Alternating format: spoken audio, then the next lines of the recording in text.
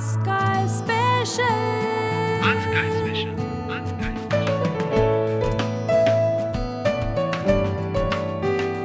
आज काय स्पेशल. आज काय स्पेशल.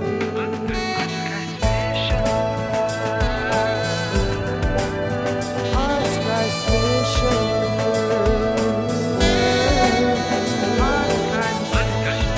आज काय special.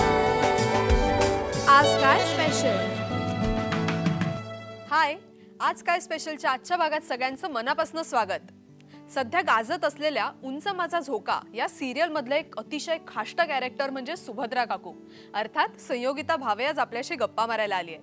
High Sanyogita. Hi. Welcome to the show. Thanks. Sanyogita, तुझं सुभद्रा हे कॅरेक्टर जरी खूप खाष्ट असलं ना तरी ते तितकंच अतिशय काय म्हणतात खाण्यापिण्याची काळजी घेणारं असं दाखवलंय. अशी तू स्वतः सुद्धा आहेस की नाही?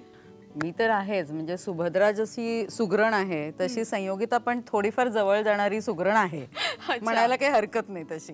अच्छा, काय काय आवडतं मग तुला करायला? मला टिपिकल महाराष्ट्रीयन जेवण म्हणजे स्वयंपाक करायला तर आवडतोच, पण त्याच्या व्यतिरिक्त मला इटालियन खूप आवडतं, चायनीज आवडतं आणि मेक्सिकन मी सध्या ट्राय करायला लागली आहे. त्यामुळे इंटरनॅशनल फूड मला अतिशय आवडतं. किंवा मला वाटतं तू म्हणूनच ग्रॅज्युएशन सुद्धा होम सायन्स मधनं केलंस का? म्हणायला काही हरकत नाही खरं तर. म्हणजे सुरुवातीला ऍडमिशन जेव्हा घेतली तेव्हा असं वाटत होतं कुठे मी फसली आहे, हे काय मी शिकणार आहे इथे.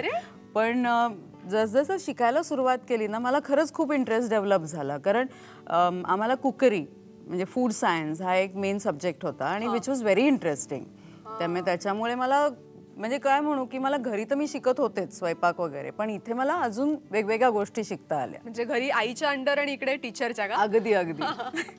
मग तिकडचे काही गमतीशीर किस्से आहेत की नाही आमच्या बरोबर शेअर करण्यासारखे? अरे बापरे, नाही म्हणजे हा किस्सा जर का मी सांगितलं ना तर कदाचित स्वतःची एक काय म्हणू एक वाईट बाजू किंवा एक अशी सांगितली जाईल. पण एनिवे मी शेअर करते हा किस्सा. प्लीज. 11वी पहिलं वर्ष कॉलेजचं फूड सायन्स विषय होता आणि आम्ही त्या दिवशी ना म्हणजे आदल्या दिवशी आम्हाला सांगितलं होतं की उद्या आपण लोणची शिकणार आहोत वेगवेगळी. बरं. ओके. आम्हाला रेसिपी दिल्या होत्या. मी आणि माझ्या 2 मैत्रिणी आम्ही अगदी रेसिपी आणि काही इन्ग्रेडियंट्स ना घरनं आणायचे होते. आम्ही रेसिपी वाचली तर त्याच्यामध्ये लिहिलं होतं 100 ग्रॅम लिंब. हां, तर मी म्हटलं तर लिंब 100 ग्रॅम. म्हटलं ओके चला आपण मंडईत जाऊयात. आम्ही तिघी मंडईत गेलो आणि प्रत्येक भाजीवाल्याला आम्ही विचारतो आम्हाला 100 ग्रॅम लिंब पाहिजेत. तर तो म्हणायचा अहो ताई असं नाही मिळत, 2 किंवा 3 सांगा किंवा 4 सांगा. म्हटलं नाही नाही असं नाही, इथे आम्हाला सांगितलं 100 ग्रॅम लिंब, आम्हाला तीच पाहिजेत. ती लोक इतकी हसायला लागली आमच्यावरती. मग आम्हाला कळेना की बाईंनी मग असं का लिहिलंय की जर 2-3च आहेत तर तुम्ही आम्हाला सांगा ना की 2-3 लिंब घेऊन या. 100 ग्रॅम लिंब काय? अख्खी मंडई आमच्यावरती हसत होती आणि वी वर सो एम्बॅरस. आणि कॉलेजमध्ये आल्यानंतर आम्ही मॅमला म्हटलं मॅम असं काय म्हणजे 100 ग्रॅम काय? ते म्हणले अगं तो एक अंदाज असतो वजनाचा, तुम्ही अजून लहान आहात शिकाल तुम्ही, पण एक अंदाज यावा म्हणून आम्ही ते ग्रॅम्स दिलेले असतात. म्हणलं हो, पण इट वॉज सो एम्बॅरसिंग कारण अख्ख्या मार्केटमध्ये आम्ही तिघी विचारतोय 100 ग्रॅम लिंब केवढ्याला मिळतील असं. पण फायनली सोल्युशन काय म्हणजे आणली की नाही लिंब मंडईतनं? आणली आम्ही त्यांना म्हटलं बरं चला मग काय 5 रुपयाची का 10 रुपयाची द्या तुम्ही, आम्ही घेऊन जातो आणि बघू आता ती किती ग्रॅम भरतायत आणि काय होतंय ते बघू कॉलेजमध्ये गेल्यानंतर. मला असं वाटतंय की ओळख ह्या सेटवरती तुझी एक फार वेगळी ओळख होती. डबेवाली होते मी ओळखच्या सेटवर. खरं डबेवाली काय ग?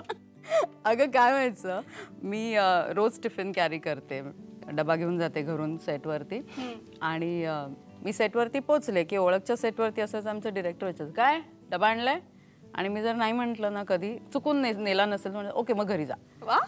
म्हणजे डबा आणला असेल तर तू शूट कर, नाही तर तू घरी जा. It was of course a joke. पण अशा पद्धतीने ते हे केलं. कारण आम्ही ना ओळखच्या सेटवरती अख्खं युनिट आम्ही एकत्र जेवायचो. सगळ्यांचे डबे उघडले जायचे, ते शेअर केले जायचे आणि मग त्याच्यातनं की अच्छा संयोगितांनी केलेली गाजराची कोशिंबीर आवडली आहे का, ओके मग उद्या ना तू 1 डबा नको 3 डबे भरून आण. हां, अशा ह्याच्यामध्ये असायचं. त्यामुळे मजा यायची पण ओळखच्या सेटवर. मस्त. मग आता ओळखच्या सेटवरच्या तर गमती जमती तू सांगितल्यास, आता सुभद्रा काकू म्हणून तू रमाबाई रानडेंची सिरियल करतेस, तर तिकडे त्या किचन मध्ये पण तुला करायला मजा येत असेल ना, कारण असं जुनं ते एक सेट असतो आणि हो. चूल. एक तर ना आता आपण सगळेजण गॅसवरती स्वयंपाक करतो, पण त्या काळामध्ये फक्त चुलीवर केला जायचा. लाकडं पेटवायची, मग त्याचा तो धूर होतो, मग ते फुंकणीनी परत ते पेटतं ठेवायचं.